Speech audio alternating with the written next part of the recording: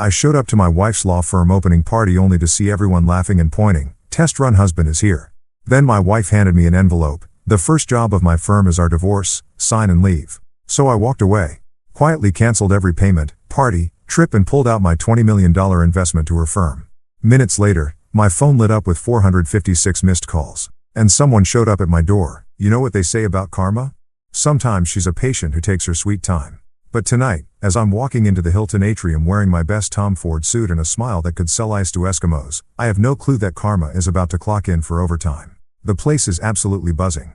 Crystal chandeliers casting rainbow prisms across marble floors that probably cost more than most people's cars. I can smell success in the air mixed with overpriced champagne. And that particular brand of arrogance that only comes from lawyers who think they've made it big. The irony? Every damn penny of this extravaganza came from my bank account. I'm Marcus Hale, 42 years old, and I've got that self-made swagger that comes from turning a small tech startup into a multi-million-dollar empire while everyone else was still figuring out how to use email without accidentally hitting reply all. Tonight's supposed to be the grand opening of Hale & Winters LLP, my wife's dream law firm that I've been bankrolling like some kind of legal sugar daddy. As I make my way through the crowd, nodding at faces I recognize from country club dinners and charity galas, I'm actually feeling pretty damn good about myself. This is my moment, too, right? I mean, without Marcus Hale's deep pockets, there wouldn't be any Hale & Winter LLP. There wouldn't be this fancy party with its ice sculptures and champagne fountains that look like they belong in a Vegas hotel lobby. But then I hear it. This snide little comment that cuts through the party chatter like a knife through butter. Some young associate, probably fresh out of law school and still wet behind the ears, leans over to his buddy and says with a smirk, well, looks like the test-to-run husband is here. Test-to-run husband. The words hit me like a slap across the face. But I keep walking, keep smiling, because that's what you do when you're Marcus Hale. You don't let some nobody in a cheap suit see you sweat. But inside, something cold and sharp is starting to twist in my gut. I scan the room looking for Clara. And there she is, my wife of 8 years, standing at the podium like she owns the world. And damn it, she looks absolutely stunning. Her dark hair is pulled back in this perfect chignon that probably took her stylist 2 hours to achieve. And she's wearing that diamond necklace I bought her for our anniversary last year. The one that cost more than most people make in a decade. She's glowing under those chandelier lights, fielding congratulations and air kisses from everyone who matters in the New York legal scene. Judge Robert Winters, her father and one of the most powerful men in the city's judicial system, is beaming with pride from his front row seat. Victor Cross, her business partner and the guy I've been writing checks to for the past 2 years, is standing just off to the side looking smug as hell in his custom-tailored Armani.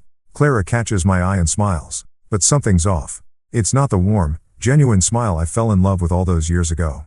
This one's different, calculated, like she's already rehearsed what comes next. She taps her champagne glass with a silver spoon, and the room falls silent. Every face turns toward the podium. Every conversation stops mid-sentence. You could hear a pin drop in this place, which is saying something considering we're in the middle of Manhattan. Ladies and gentlemen, Clara begins, her voice carrying that smooth, confident tone she uses in court. Thank you all for being here tonight to celebrate the launch of Hale & Winters LLP. This firm represents everything I've worked for, everything I've dreamed of since I was a little girl sitting in my father's courtroom. The crowd murmurs appreciatively. Someone shouts, "Here, here," and raises their glass. But then Clara does something that makes my blood run cold. She reaches into her clutch, the same Chanel bag I bought her for Christmas, and pulls out a manila envelope. Plain, unremarkable, the kind of envelope that could contain anything from tax documents to grocery coupons. However, she continues, and I swear the temperature in the room drops about 10 degrees before we officially open our doors to serve justice in this city. I have one piece of business to attend to. She walks down from the podium, her heels clicking against the marble floor like a countdown timer. Every step brings her closer to where I'm standing, and every step makes the cold feeling in my stomach spread a little further. The crowd parts like the Red Sea. As she approaches, I can feel hundreds of eyes on me.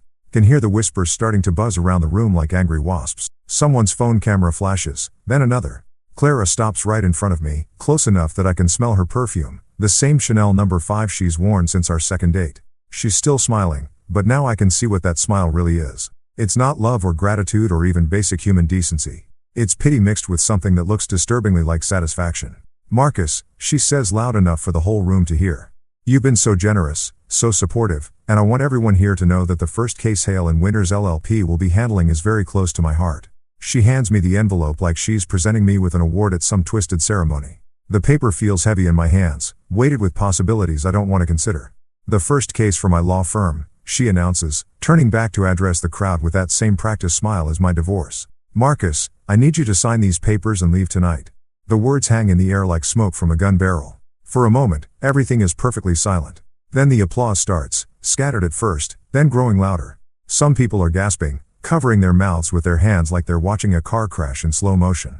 Others are filming with their phones, probably already uploading to social media with hashtags like #LawyerLife and #PowerMove. I stand there holding that envelope, feeling like the biggest fool who ever walked the earth. This is my money funding this party. These are my connections filling this room. I'm the one who made this entire night possible, and now I'm being dismissed like some kind of hired help who's overstayed his welcome. The humiliation should be crushing. The betrayal should bring me to my knees. 8 years of marriage, 2 years of supporting her dream firm, $20 million of my own money. All of it reduced to a manila envelope, and a public execution in front of everyone who matters in New York's legal community. But you know what? I don't shout. I don't throw the envelope back in her face. I don't cause the scene that everyone's probably expecting, the dramatic meltdown that would give them something to gossip about at their country club brunches for the next 6 months. Instead, I do something that probably surprises everyone in that room, maybe even myself. I fold that envelope in half, slide it into my jacket pocket, and walk toward the exit with my head held high. As I push through the crowd, I can hear the whispers starting up again.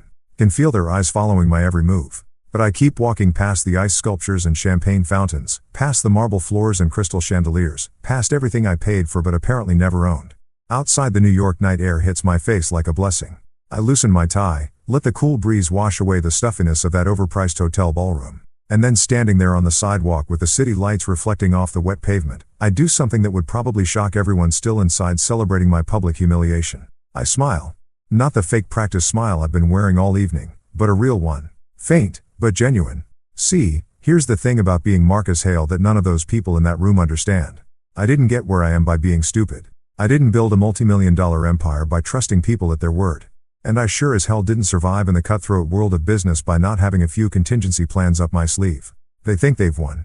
They think this is the end of the story. The foolish husband who got played by his ambitious wife and her slick business partner. They think Marcus Hale just got taken for the ride of his life. They haven't seen anything yet. The real game, it's just getting started. You know what's funny about betrayal? It's like food poisoning. At first, you're just confused and uncomfortable, but then it hits you all at once, and suddenly you're seeing everything with crystal clarity. By the time I get back to my apartment on the Upper East Side, that clarity is burning through me like acid. I pour myself 3 fingers of Macallan 25. The good stuff I save for special occasions, though, I'm pretty sure getting publicly divorced at your wife's law firm launch party qualifies as special in the most twisted way possible. The amber liquid burns going down, but it's nothing compared to the fire that's been building in my chest since I walked out of that circus. My apartment feels different now, quieter. All those little touches that scream successful married couple. The matching throw pillows Clara insisted on, the wedding photos in their expensive frames. The abstract art she picked out because it was investment pieces. Now they just look like props from a play I didn't know I was starring in. But I'm not here for a pity party. I've got work to do. I head straight to my study, past the floor-to-ceiling windows that offer a $1 million view of Central Park. Most people think the view is what makes this room special, but they'd be wrong.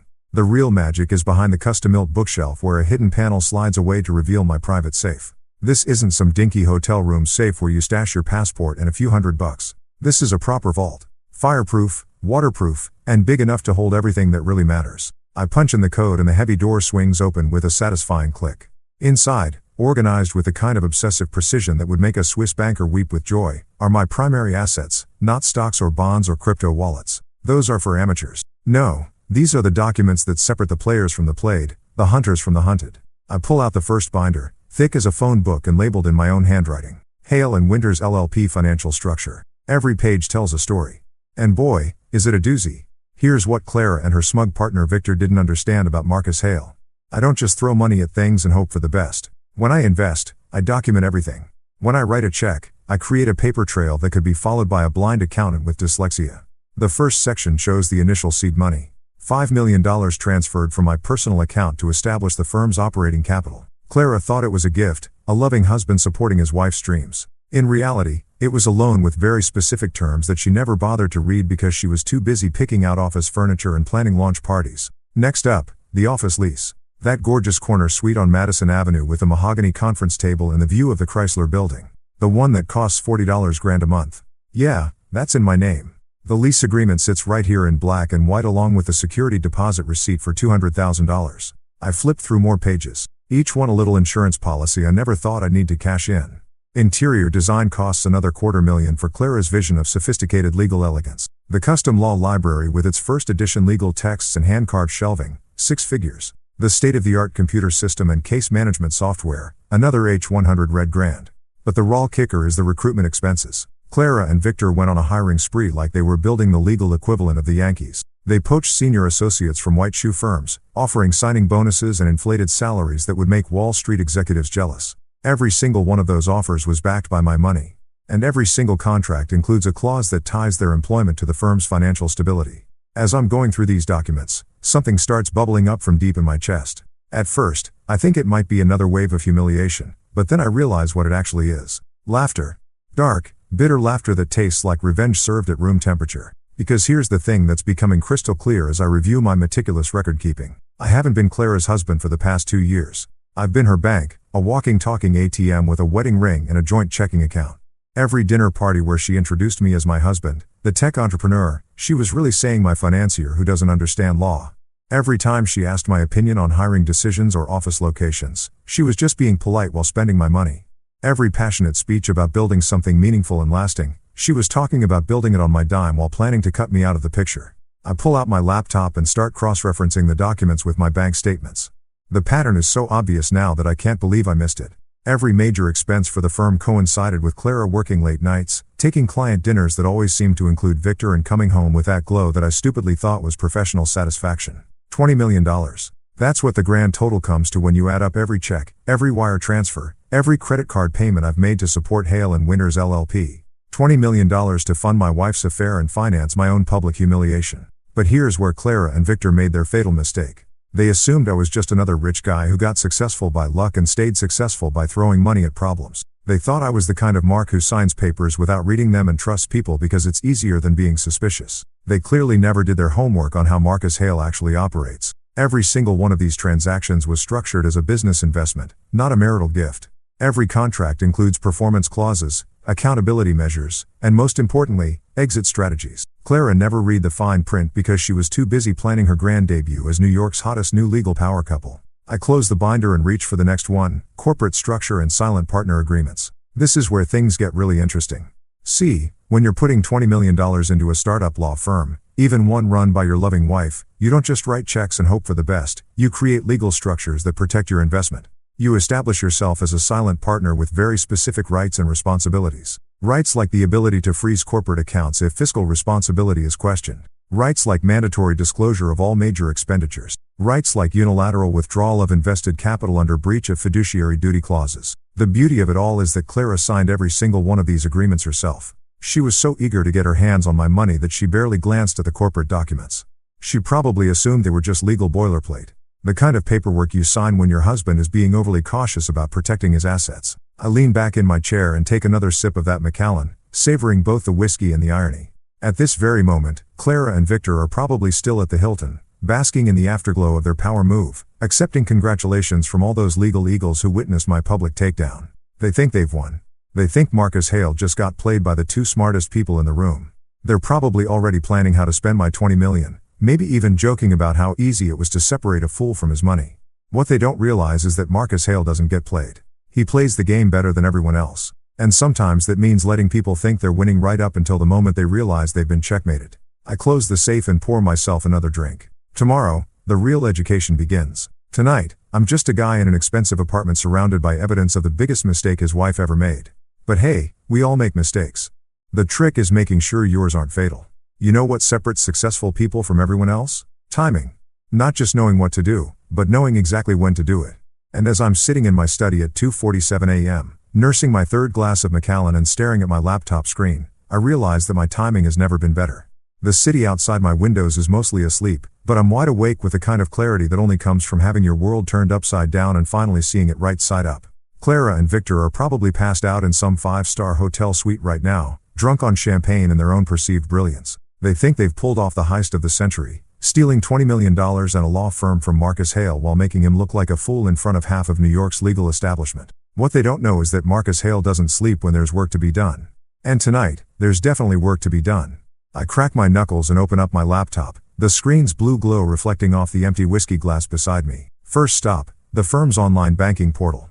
Clara probably assumes I don't have access anymore.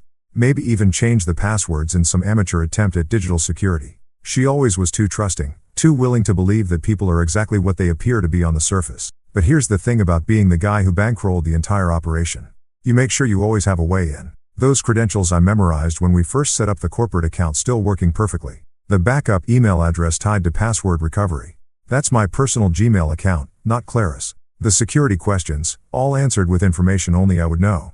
I'm in the system within 30 seconds, and what I see makes me smile for the first time since the disaster at the Hilton. The account balance shows exactly what I expected. $847,000 in operating capital, sitting pretty in the main business checking account.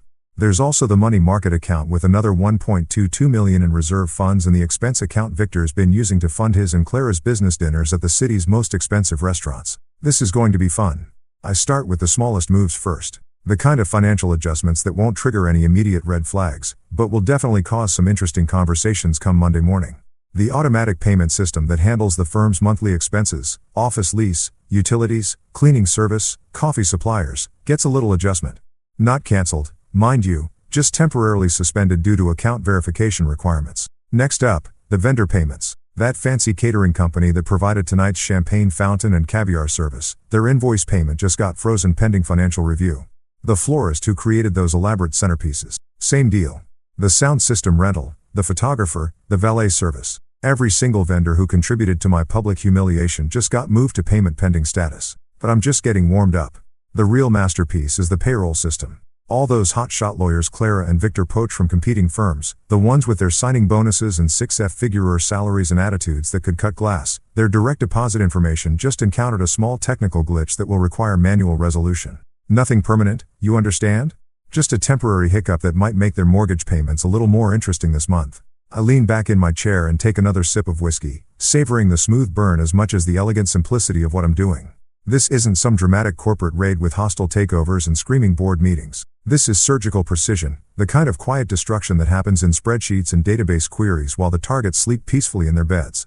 But the real coup de grace is still coming.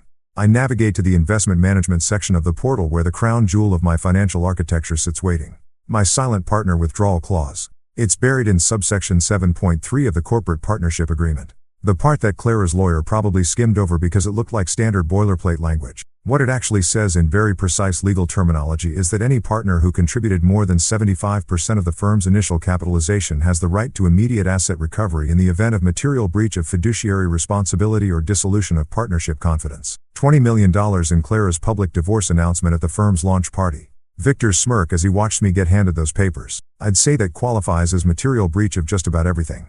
I click through the withdrawal process, each screen asking me to confirm that yes, I really want to do this, and yes, I understand the consequences, and yes, I'm absolutely certain. The system is designed to make you think twice, to give you multiple opportunities to back down from what it knows is going to be a financial nuclear option. But Marcus Hale doesn't back down. Not when he's been played, not when he's been humiliated, and definitely not when he's got 20 million reasons to make his point crystal clear.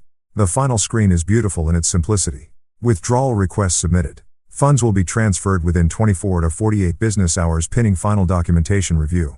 Below that, a number that makes my heart skip a beat. $20 million. $20 million about to disappear from Hale and Winters LLP's accounts like morning mist in the summer sun. I hit submit and lean back to watch the digital wheels start turning. Somewhere in the depths of the banking system's servers, electronic signals are already starting to flow, beginning the process that will transform Clara's dream firm from a powerhouse startup into a very expensive pile of legal documents. The beauty of it all is the timing. It's Saturday night or Sunday morning. Technically, the banks won't start processing anything until Monday, which means Clara and Victor have roughly 40 hours to enjoy their victory before they discover what Marcus Hale's version of a divorce settlement actually looks like. I pour myself one more glass of that Macallan and walk over to the floor-to-ceiling windows overlooking Central Park. The city spreads out below me like a circuit board, all glittering lights and hidden connections. Somewhere out there, Clara is probably sleeping the sleep of the victorious, dreaming about her new life as New York's hottest legal celebrity. What she doesn't know yet is that you can't build a legal empire on someone else's money and then expect them to just walk away when you're done with them. You can't humiliate Marcus Hale in front of half the city's power brokers and assume there won't be consequences. They wanted a scene at that party, some dramatic breakdown they could gossip about over their country club brunches. What they're getting instead is something much more devastating. A silent storm that's going to tear through their perfect little world like a Category 5 hurricane. The best part, they'll never see it coming until it's already too late. I raise my glass to the sleeping city and smile. Monday morning is going to be very, very interesting. Monday morning hits New York City like a freight train. And I'm sitting in my kitchen sipping Colombian coffee that costs more per pound than most people spend on groceries, watching the sunrise paint the sky in shades of orange and pink. It's shaping up to be a beautiful day, the kind that makes you grateful to be alive and absolutely thrilled to be Marcus Hale. My phone has been buzzing since about 6:30 a.m., lighting up like a Christmas tree with incoming calls, texts, and voicemails. The caller ID reads like a who's who of people who suddenly need to talk to me very, very urgently. Clara, 47 missed calls and counting. Victor Cross, 12 calls, each one probably more desperate than the last. And a parade of board members, investors, and vendors whose names I recognize from the very expensive party they threw on Saturday night. I ignore every single one of them. There's something deeply satisfying about having information that other people desperately need while maintaining complete radio silence. It's like being the only person with an umbrella in a thunderstorm. You can choose who stays dry and who gets soaked to the bone. My doorman's voice crackles through the intercom at exactly 10 a.m. right on schedule. Mr. Hey, sir.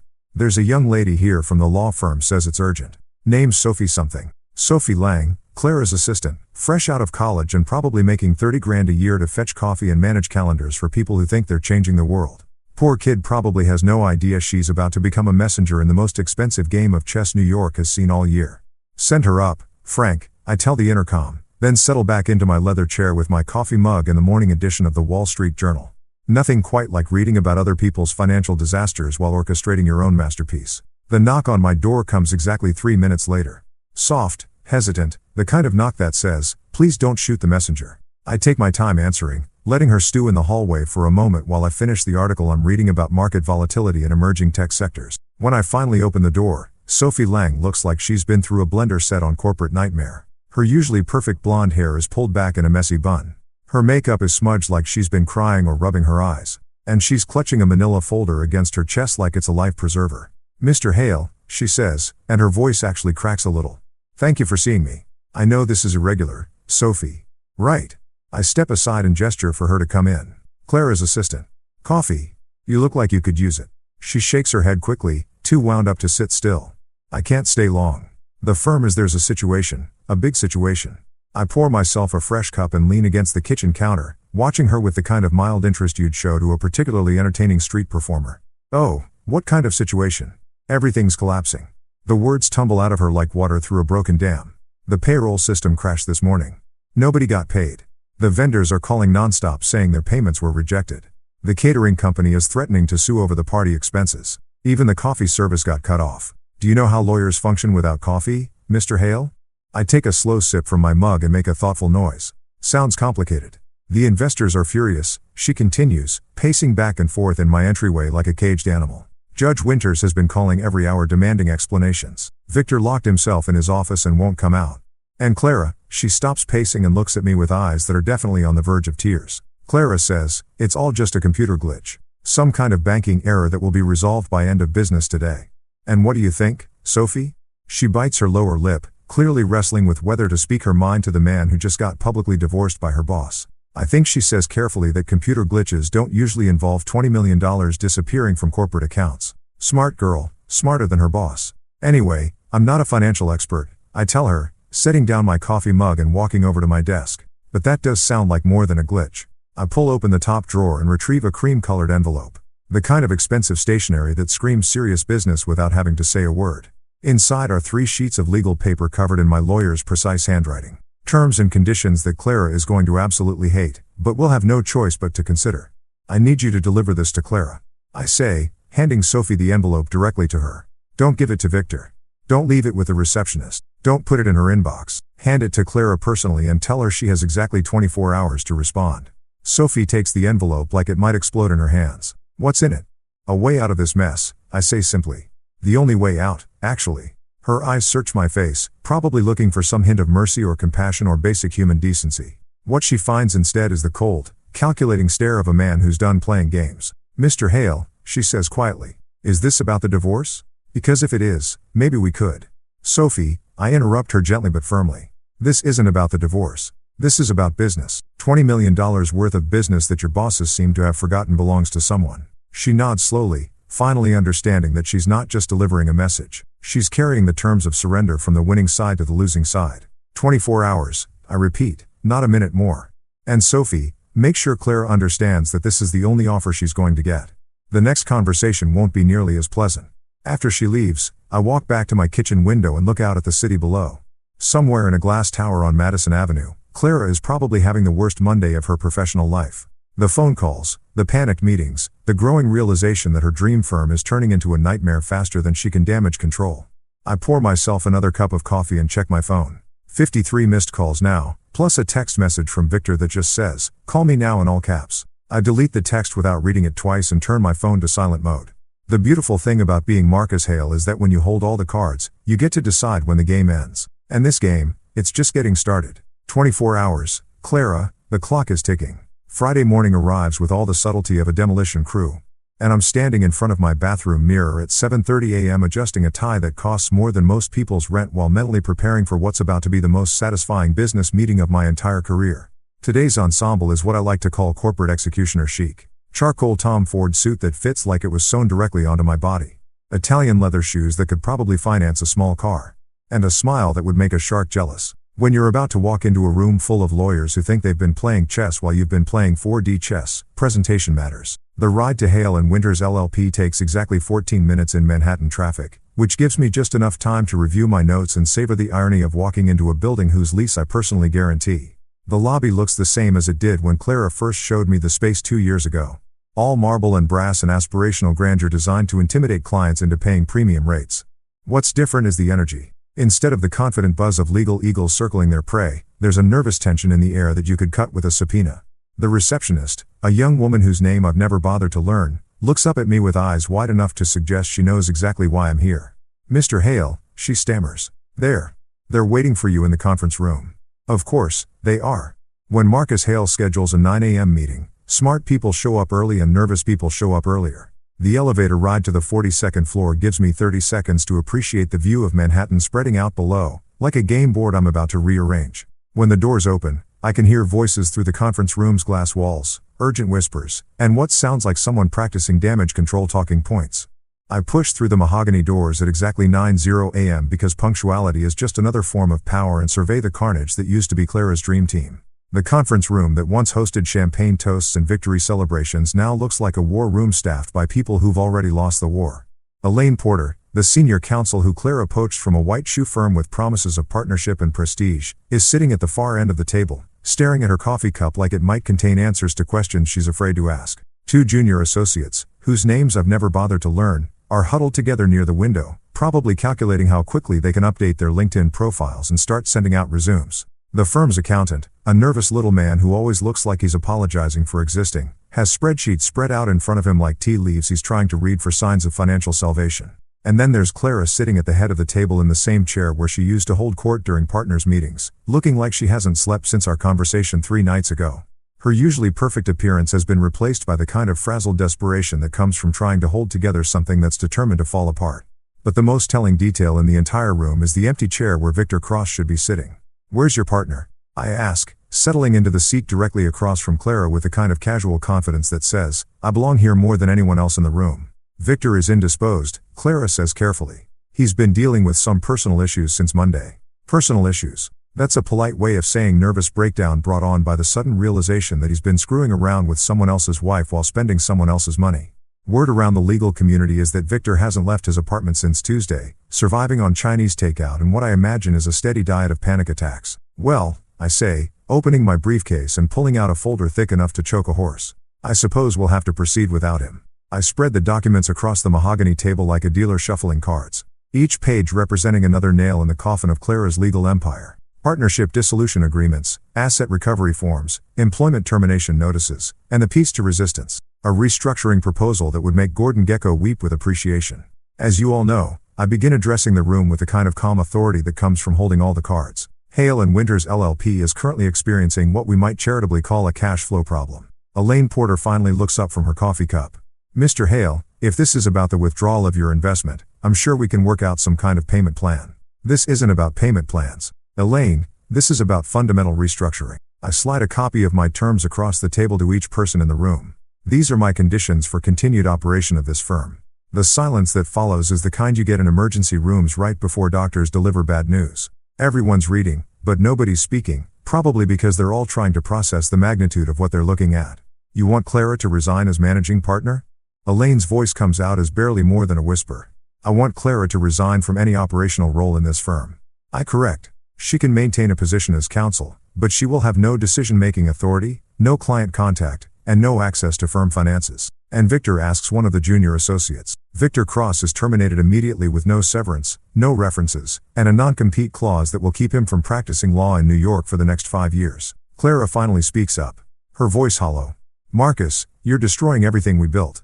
Everything I built, I correct her gently. While you were playing law firm, I was actually running a business. The business that kept this place afloat for 2 years while you and Victor were playing house with my money. I stand up and walk to the window, looking out at the city that Clara once thought she was going to conquer. My $20 million will be repaid in structured installments over the next 10 years with interest. I will assume 2 permanent board seats, including the position of Financial Oversight Director with veto power over any expenditure exceeding $10,000. That's essentially a hostile takeover. Elaine stammers. No. I turned back to face the room, and for the first time since this whole thing started, I let them see exactly how much I've enjoyed watching their little empire crumble. A hostile takeover is when someone steals your company. This is what happens when you bite the hand that feeds you and discover it has very sharp teeth. Clara's hands are shaking as she picks up the pen I've placed in front of her. If I sign this, I'll be nothing more than an employee in my own firm. Your firm? I walked back to the table and leaned down so that my face is level with hers. Clara, this stopped being your firm the moment you decided to serve me divorce papers at a party I paid for. What you're looking at now is the Marcus Hale version of a settlement offer. She stares at the signature line for what feels like an eternity, probably running through all the alternatives in her mind. Fight me in court with lawyers she can't afford. Try to start over somewhere else with a reputation that's been nuked from orbit. Declare bankruptcy and watch 20 years of legal career go down the drain.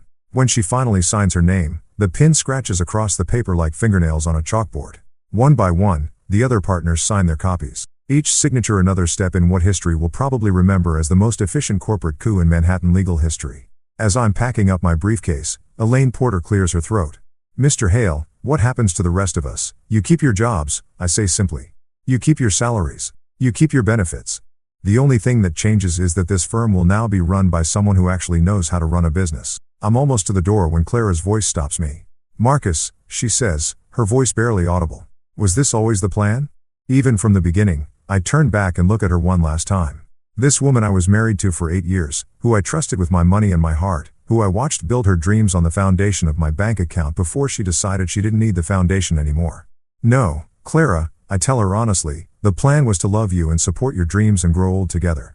But plans change when people do stupid things. I closed the door behind me with a soft click, leaving behind the wreckage of Clara's empire and the birth of something entirely new.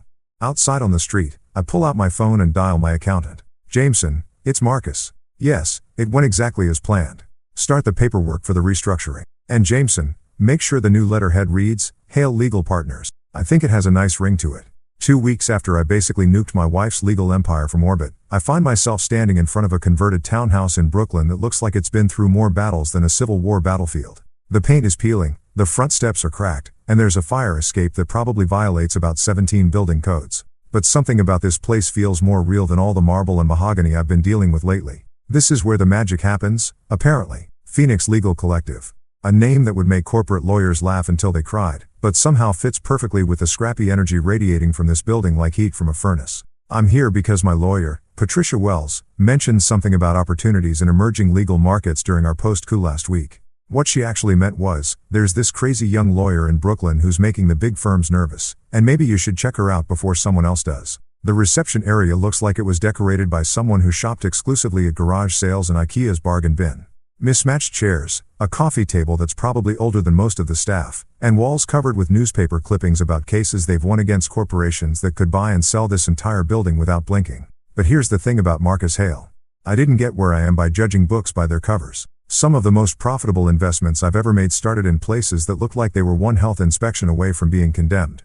Mr. Hale, a voice calls from across the room, and I turn to see a woman who's probably young enough to be carded at restaurants, but carries herself with the kind of confidence that usually takes decades to develop. I'm Lydia Torres. Thank you for coming. Lydia Torres looks exactly like what you'd expect from someone running a legal collective in Brooklyn. Dark hair pulled back in a ponytail that says, I don't have time for fancy styling. Jeans that have probably seen more courtrooms than some lawyers see in their entire careers. And eyes that burn with the kind of intensity you usually only find in people who've got something to prove to the world. Miss Torres. I shake her hand, noting the firm grip that doesn't try to overcompensate, but doesn't apologize for existing either. Interesting operation you've got here. She laughs, and it's the kind of genuine sound that I haven't heard in legal circles for longer than I care to admit. That's one way to put it. Come on, let me show you around before you decide whether we're brilliant visionaries or completely insane. The tour that follows is like stepping into an alternate universe where lawyers actually give a damn about something other than billable hours and partnership tracks. The office space is cramped and chaotic with case files stacked on every available surface and whiteboards covered in strategy notes that look like they were written by someone planning a military campaign. This is our war room, Lydia says, gesturing to a conference room that's about the size of Clara's old office closet. We handle about 40 cases at any given time. Wrongful evictions, immigration rights, class action suits against landlords who think heat is optional. In January, I pick up a case file from the table. Martinez versus Blackstone Property Management. A family of 5 getting evicted from their apartment because their toddler's crying supposedly violated the quiet enjoyment clause in their lease. The kind of case that big firms would settle quietly for nuisance value. Except these people are fighting it all the way to appeals court. What's your success rate? I ask, genuinely curious. Depends how you measure success, Lydia replies, leading me to another room where 3 lawyers who look like they're barely old enough to vote are huddled around a computer screen. If you mean, how often do we get our clients exactly what they're asking for? It's about 60%. If you mean, how often do we keep people from getting completely screwed over by corporations with unlimited legal budgets? It's closer to 90. We stop in front of a bulletin board covered with thank you letters, newspaper clippings, and what looks like a hand-drawn picture from a kid whose family probably didn't get evicted because of the work these people do.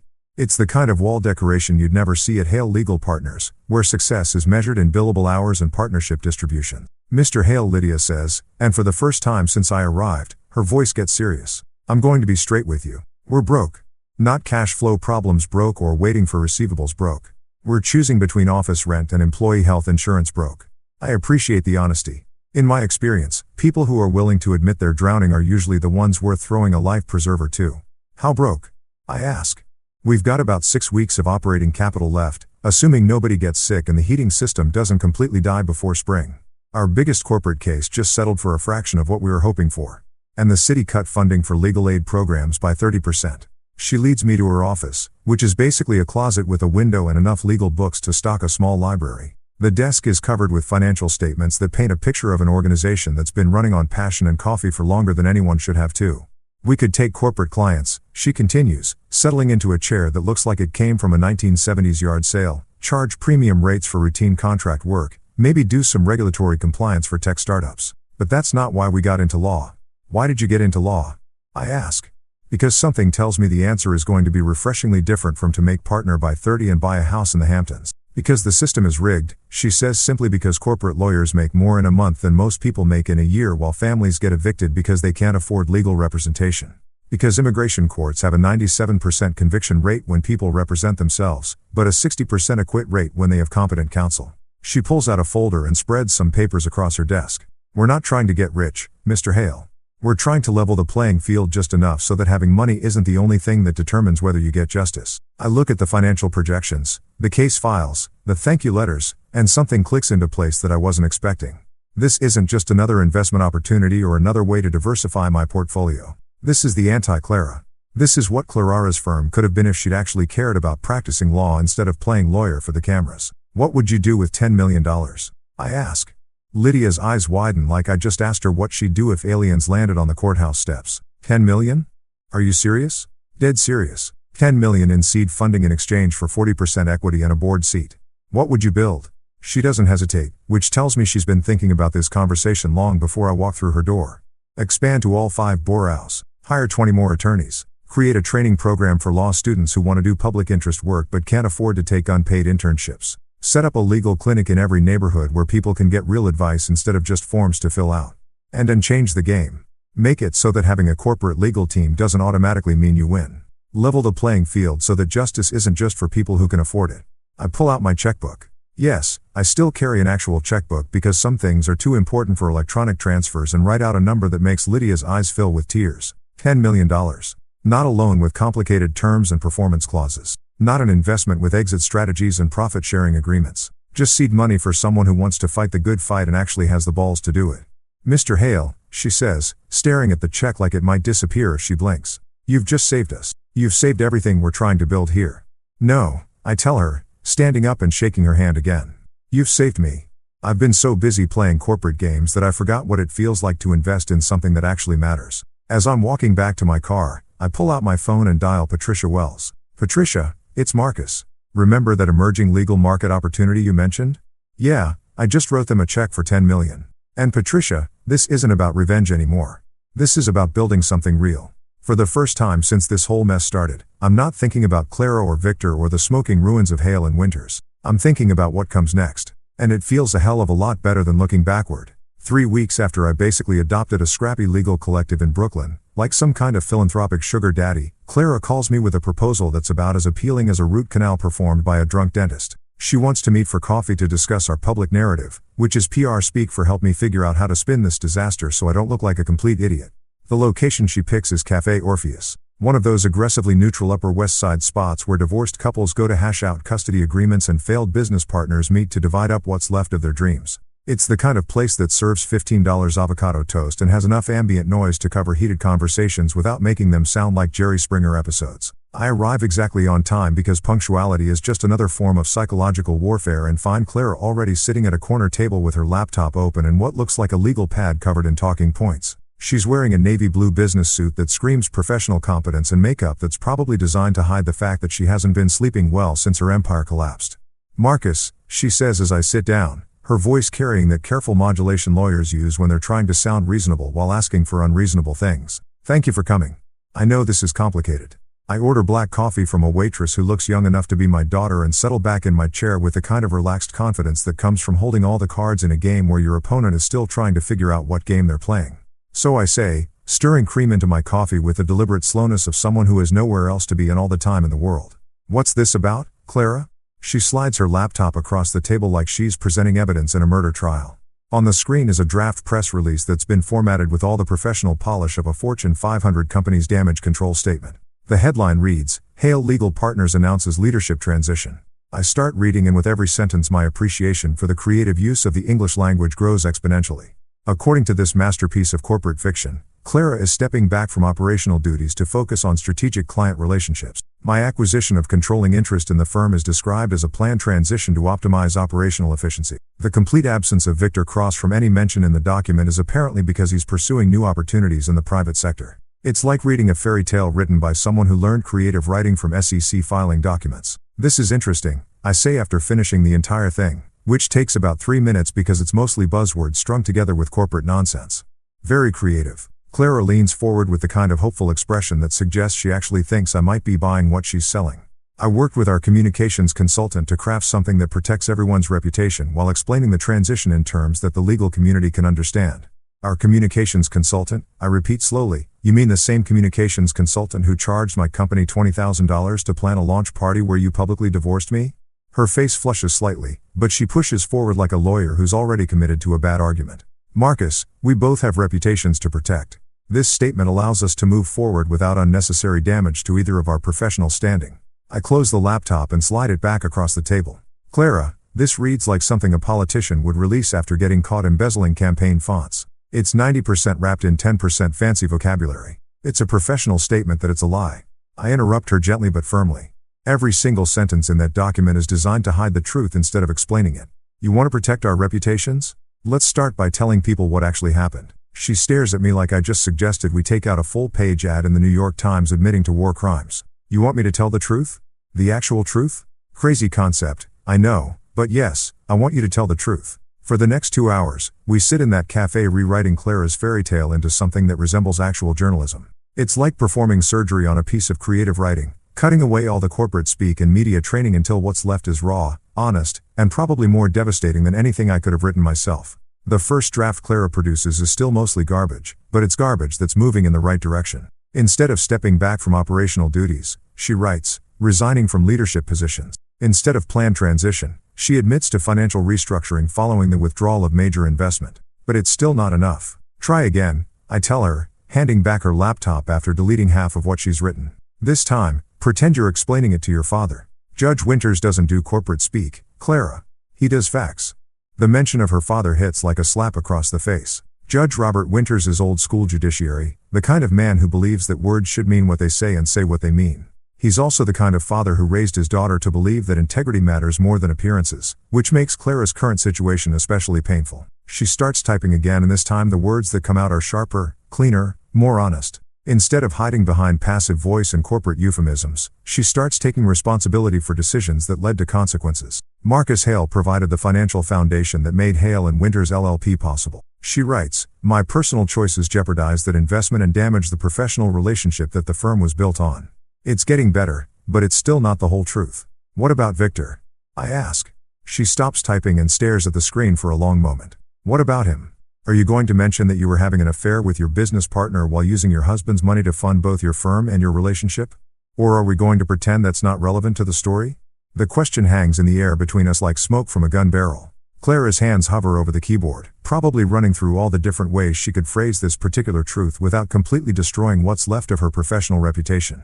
"I made personal choices that compromised my professional judgment," she finally types. "Those choices led to decisions that were unfair to my investors and damaging to the firm's financial stability." It's still corporate speak, but it's corporate speak that acknowledges reality instead of trying to pretend it never happened. We spend another hour refining the language, cutting away the last bits of spin and public relations nonsense until what's left is something that might actually qualify as honest. By the time we're finished, Clara's statement reads like it was written by someone who understands the difference between accepting responsibility and managing public perception. The final version includes an acknowledgement that I funded the firm's entire operation, an admission that her personal decisions led to the firm's financial crisis, and a clear statement that she's stepping down from all leadership roles to allow for proper restructuring under new management. "This is going to destroy my reputation," she says, reading through the final draft one more time.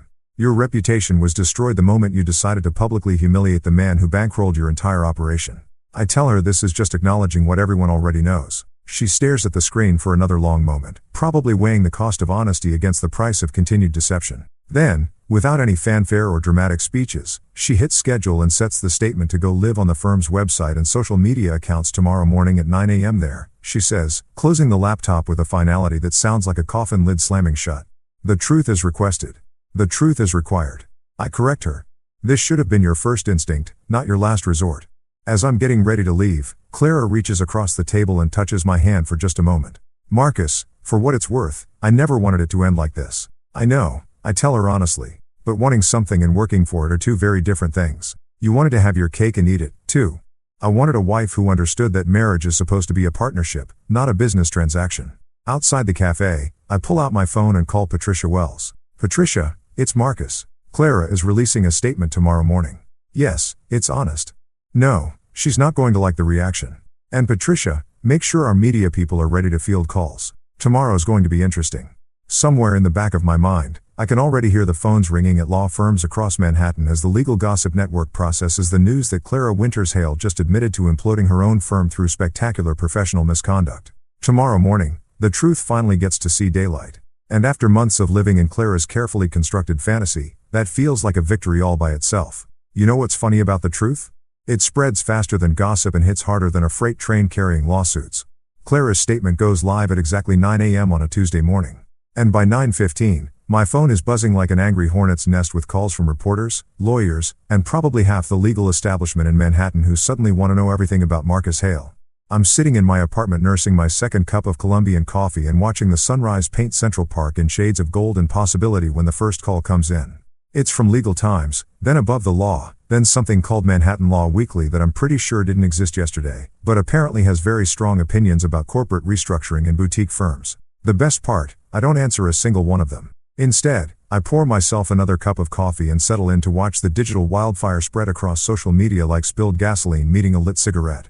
LinkedIn explodes with hot takes from lawyers who want everyone to know they saw this coming all along. Twitter becomes a battlefield between people who think Clara got what she deserved and people who think I'm some kind of corporate monster for pulling my own money out of a business run by people who betrayed me. By noon, the story has made it to the front page of the New York Law Journal with a headline that reads, "Power Couple's Public Divorce Exposes Law Firm Financial Crisis." The article includes quotes from sources close to the situation who apparently have very detailed knowledge of my personal finances and very strong opinions about my character. But here's the thing about being Marcus Hale. When you've already won the war, watching people argue about the battle tactics is just entertainment. The real fun starts around 2 p.m. when my email inbox begins filling up with opportunities that would have seemed impossible just 6 months ago. Columbia Law School wants me to guest lecture on entrepreneurial finance and legal startups. The New York State Bar Association is asking if I'd be interested in serving on their ethics committee, which is either ironic or perfectly appropriate, depending on your perspective. 3 different nonprofit organizations want to discuss potential partnerships, and someone from the mayor's office is asking if I'd consider joining an advisory board on small business development. It's like watching your reputation get rebuilt in real time, except this time it's being built on a foundation of honesty instead of carefully managed public relations. The most interesting call comes from Dr. Eleanor Hartwell at NYU's Business School, who wants to know if I'd be willing to participate in a case study about financial accountability and professional services partnership. Apparently, my systematic dismantling of Clara's empire is being taught as an example of how to protect investment interests when personal relationships go sideways. I'm famous, but for all the right reasons this time. Around 4:00 p.m., I decide to escape the chaos and take a walk through Central Park. It's one of those perfect October afternoons when the leaves are just starting to turn and the air has that crisp quality that makes you grateful to be alive in New York City. I'm walking past the Shakespeare Garden thinking about nothing more complicated than whether to grab dinner at that Italian place I like when my phone buzzes with a text from Patricia Wells. Victor Cross just posted on LinkedIn. You should probably see this. I find a bench and pull up Victor's profile, which now features a lengthy post that reads like a suicide note written by someone who learned creative writing from corporate legal documents. He's apparently taking time to reassess career priorities and exploring opportunities outside the traditional legal framework. It's the kind of language people use when they're unemployed but too proud to admit it. The comments section is a bloodbath of former colleagues offering hollow sympathy while probably updating their contact lists to remove his information. It's professional death by 1,000 cuts. And I'd almost feel sorry for him if he hadn't spent 2 years screwing my wife while spending my money. By the time I get home, there are 17 voicemails waiting for me, including one from Judge Robert Winters that simply says, "Marcus, call me when you get a chance. We should talk." Clara's father has always been a straight shooter. The kind of man who doesn't waste words or time on pleasantries when there's serious business to discuss. I call him back immediately because ignoring Judge Winters is the kind of mistake that follows you around for the rest of your life. "Marcus," he answers on the first ring. I read Clara's statement. I also read the coverage in the legal press. "Are you doing okay?" It's such a simple question, but coming from him, it carries the weight of genuine concern. Judge Winters watched his daughter destroy her marriage and her career, and somehow he's asking if I'm okay. "I'm better than I've been in years, Judge," I tell him honestly. "Thank you for asking." "Good. That's good." There's a pause and I can hear him choosing his words carefully. "Marcus, I want you to know that what Clara did, the way she handled this situation, that's not how I raised her. That's not the kind of person I thought she was. People change, Judge. Sometimes they show you who they really were all along. Maybe so, but I want you to know that you handled this with more class than most men would have shown.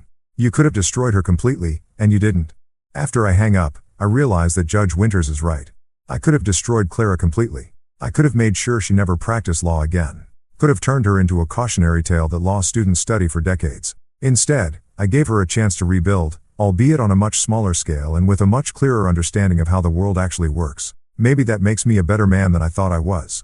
Or maybe it just makes me someone who's learned the difference between justice and revenge. That evening, I'm getting ready for dinner when my doorman calls up to announce that I have a visitor. Dr. Camille Rodas from Columbia Law School. "Sir," says she has an appointment. I don't remember scheduling any appointments, but something about the name sounds familiar. It takes me a moment to place it. She's the ethics professor who was quoted in one of the articles about Clara's statement talking about fiduciary responsibility and professional partnership. Dr. Camille Rodas turns out to be a woman in her early 40s with the kind of sharp intelligence that comes through in everything from her handshake to the way she looks around my apartment like she's cataloging details for future reference. She's wearing jeans and a Columbia sweatshirt, which suggests this isn't a formal business call. "Mr. Hale," she says, settling into the chair across from my couch like she belongs there. "I hope you don't mind the unscheduled visit. I was in the neighborhood and I've been following your situation with great interest." "Academic interest?" I ask, pouring 2 glasses of wine because something tells me this conversation is going to require alcohol. "Professional and personal," she admits. "What you did to Hale and Winters, the way you structured your withdrawal, the legal mechanisms you used to protect your investment. It's brilliant.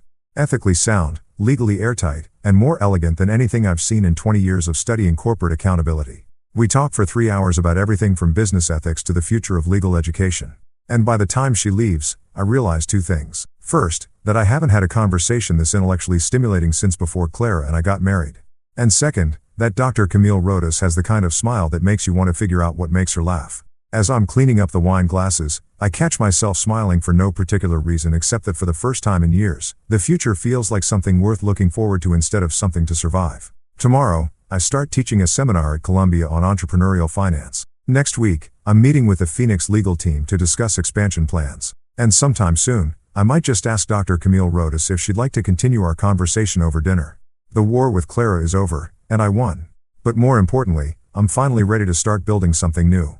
6 months after the spectacular implosion of what used to be Clara's legal empire, I'm sitting in my new apartment on the Upper West Side, grading papers for my Columbia Law School seminar on entrepreneurial finance when the FedEx courier shows up with a package that's about to close the final chapter of the Marcus Hale revenge story. The apartment is smaller than my old place. No marble countertops or floor-to-ceiling windows overlooking Central Park, but it gets sunlight. Real honest-to-God sunlight. That streams through normal-sized windows and makes everything feel warm and alive instead of like a museum exhibit designed to impress people I never really liked. Anyway, the FedEx envelope is addressed in handwriting I recognize immediately, even though it's been months since I've seen Clara's distinctive cursive. No return address, but the Portland postmark tells me everything I need to know about how far she's fallen from the Manhattan legal scene she once thought she was going to conquer. I pour myself a cup of coffee, regular coffee, not the $20 a pound Colombian stuff I used to drink because expensive was supposed to mean better, and settle into the reading chair I bought from a furniture store in Queens instead of some boutique showroom where they charge extra for the privilege of being condescended to by interior designers. The letter inside is written on plain white paper, the kind you can buy at any drugstore, and it's only 1 page long. But sometimes 1 page is enough to say everything that needs saying. Marcus *. I moved to Portland 3 months ago. I know that probably doesn't surprise you. Everyone in the New York legal community knows by now that Clara Winters Hale is persona non grata east of the Hudson River. I work at a nonprofit clinic now, helping people who can't afford lawyers navigate immigration cases and housing disputes. The pay is terrible. The office is in a strip mall between a nail salon and a tax preparation service, and I've never been happier to go to work in the morning. I understand now what you tried to tell me that night in your apartment. I understand the difference between being respected and being famous, between building something real and building something that looks good in legal trade publications. I spent 8 years married to a man who supported my dreams even when I didn't deserve his support. And I threw it all away because I thought I needed to prove something to people whose opinions shouldn't have mattered. I know you probably don't want to hear from me. I know I have no right to ask for forgiveness or understanding or even acknowledgement that this letter exists, but I wanted you to know that I'm different now. Not better necessarily, but different. Real *. The woman who served you divorce papers at that party was playing a character she thought she was supposed to be. The woman writing this letter is just Clara trying to figure out how to live with the choices she made and the bridges she burned. I don't expect forgiveness. I just wanted you to know. Clara *. I read the letter twice, then fold it carefully and slide it into the desk drawer where I keep important documents that I'm not ready to throw away but don't need to look at every day. Next to tax returns and insurance policies and the deed to this apartment that nobody helped me pick out because I'm perfectly capable of choosing my own goddamn living space. There's no anger in me anymore when I think about Clara. No bitterness or resentment or desire for further revenge. Just a kind of distant sadness for the woman she could have been if she'd figured out who she actually was before she tried to become someone else. The irony is that the Clara who wrote this letter, the one working in a strip mall legal clinic making terrible money to help people who actually need help. That's the woman I fell in love with 10 years ago. That's the woman I would have supported and encouraged and built a life with if she'd existed anywhere except in my memory of who she used to be. But that woman disappeared somewhere between law school graduation and the first time someone called her a rising star in Manhattan legal circles. She got replaced by someone who cared more about appearances than reality. More about being seen as successful than actually doing work that mattered. Maybe Portland will give her a chance to find her way back to who she was supposed to be. Maybe working in that strip mall clinic will teach her the difference between having a career and having a calling. Maybe she'll figure out that respect has to be earned through actions, not bought with other people's money. Or maybe she won't. Maybe this is just another performance, another carefully crafted image designed to make me think she's learned something she hasn't actually learned. I've been fooled by Clara Winters before, and the smart money says I shouldn't trust anything she says or writes or claims to believe. But here's the thing about being Marcus Hale. I don't have to figure out whether Clara's redemption arc is real or fake. That's her problem to solve, not mine. My phone buzzes with a text from Camille Rodas. Dr. Camille Rodas, who turned out to be exactly as brilliant and funny and genuinely interesting as she seemed that first night she showed up at my door unannounced. We've been dating for 3 months now. If you can call it dating, when two middle-aged professionals grab dinner between teaching schedules and discuss constitutional law over wine like it's the most natural thing in the world. Dinner at 7. That new Ethiopian place in the village. I text back. Perfect. Just finished grading papers. Ready for food that doesn't come with student complaints about grade curves? Bring the good wine. I have news about the Phoenix Legal expansion. The Phoenix Legal Collective has been the best investment I've made in years, and not just financially. Lydia Torres and her team have opened 3 new offices across the city, hired 47 new attorneys, and won some cases that have corporate legal departments genuinely nervous about treating poor people like they're disposable. Last month, they convinced a federal judge to certify a class action lawsuit against one of the biggest property management companies in New York, representing over 2,000 tenants who were illegally charged fees that nobody bothered to explain or justify. The settlement is going to run into 8 figures, and every penny of it goes to people who actually need the money instead of lawyers who already have too much.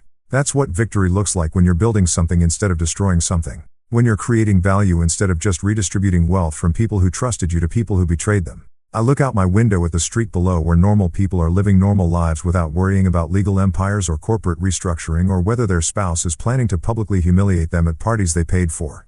A couple is walking hand in hand toward the subway, probably heading to jobs that don't require them to question everyone's motives or document every financial transaction. Like they're preparing for war. That could be me and Camille in 6 months or a year or whenever we figure out that what we have is worth making official. Walking to dinner without checking our phones for urgent messages from lawyers or accountants or business partners who think the world will end if they don't have immediate answers to questions that could wait until tomorrow. The sunlight is starting to fade, painting my apartment in shades of gold and amber that make everything look warm and possible. In an hour, I'll meet Camille at that Ethiopian restaurant, and we'll talk about Phoenix Legal's expansion plans and her research on legal ethics, and maybe what we're doing next weekend when neither of us has papers to grade or cases to review. Later tonight, I'll come home to this apartment that belongs entirely to me, pour myself a glass of wine that costs exactly what wine should cost, and read a book that has nothing to do with business or law or revenge or any of the things that consumed my life for the past year. Tomorrow, I'll teach eager law students about the intersection of entrepreneurship and ethics, help Lydia Torres figure out how to fund legal clinics in underserved communities, and maybe take Camille to that art gallery opening she mentioned. The war with Clara is over. The reconstruction of Marcus Hale is complete, and for the first time in longer than I care to remember, the future feels like something to build instead of something to survive. I close the desk drawer with Clara's letter inside and walk toward the window where the last of the afternoon sunlight is turning the city into something that looks almost like hope. The best revenge, it turns out, isn't destroying your enemies. It's building a life so good that their betrayal becomes irrelevant. And that, I realize, is the ultimate victory.